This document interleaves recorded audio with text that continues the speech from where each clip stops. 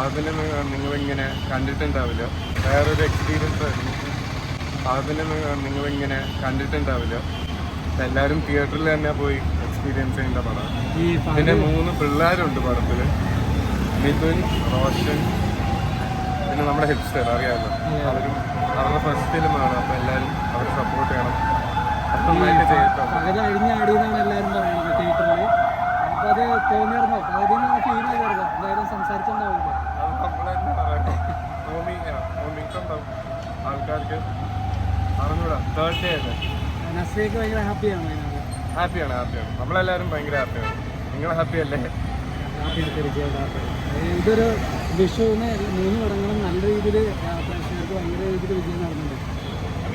അപ്പം ഇത് ഭയങ്കര ഒരു വലിയ വിജയമെന്ന് തോന്നുന്നുണ്ടോ? എല്ലാവരും നല്ല ഹാപ്പിയാണ്. നമ്മളിപ്പം ഞാൻ കയറാൻ പോകുന്നേ ഉള്ളൂ. തീർച്ചയായിട്ടും. ഓക്കെ.